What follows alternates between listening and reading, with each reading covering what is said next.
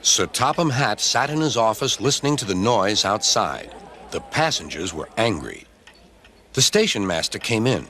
"There's trouble in the shed, sir. Henry is sulking. There's no train, and the passengers are saying this is a bad railway."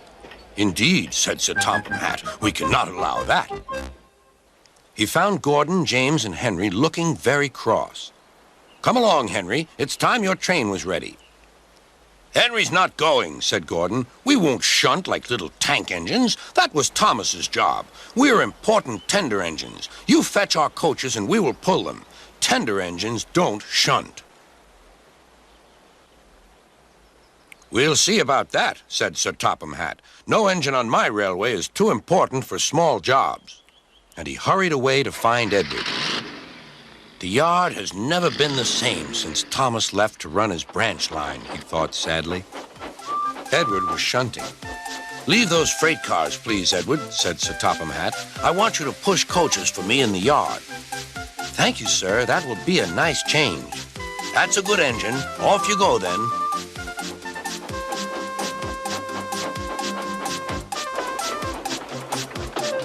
So Edward found coaches for the 3 engines, and that day the trains ran as usual.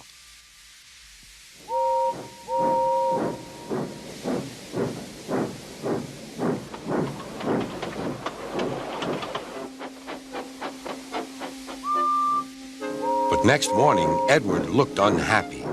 Gordon came clanking past, hissing rudely. "Bless me," said Sir Topham Hatt, "what a noise!" "They all hiss me, sir," answered Edward. "They say tender engines don't shunt, and last night they said I have gray wheels. I haven't, have I, sir?" "No, Edward, you have nice blue ones, and I'm proud of you. Tender engines do shunt, but all the same, we do need another tank engine here." He went to a workshop, and they showed him all sorts of engines.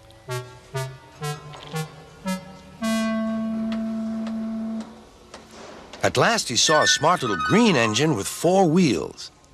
"That's the one," he thought. "If I choose you, will you work hard?" "Oh, sir, yes, sir." "That's a good engine. I'll call you Percy." "Yes, sir. Thank you, sir." And Sir Topham Hatt brought Percy back to the yard. "Edward," he called, "here's Percy. Will you show him everything?" Percy soon learned what he had to do, and they had a happy afternoon.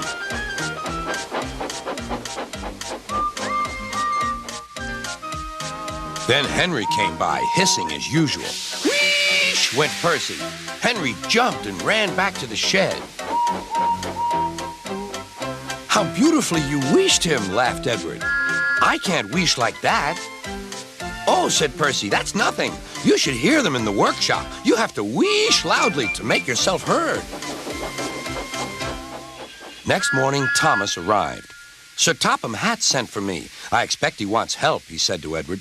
"Shh, shh, here he comes," replied Edward. "Well done, Thomas. You've been quick. Listen, Henry, Gordon, and James are sulking. They say they won't shunt like little tank engines. So I have shut them up, and I want you both to run the line for a while." "Little tank engines indeed," snorted Thomas. "We'll show them." "And Percy will help too." "Oh, sir, yes, sir, please, sir," answered Percy. Edward and Thomas worked the main line, greeting each other as they passed by. Percy puffed along the branch line. Thomas was anxious about Annie and Clarabelle, but both driver and conductor promised to take care of them. There were fewer trains, but the passengers didn't mind. They knew the 3 other engines were having a lesson. Gordon, James, and Henry were cold, lonely, and miserable. They wished now they hadn't been so silly.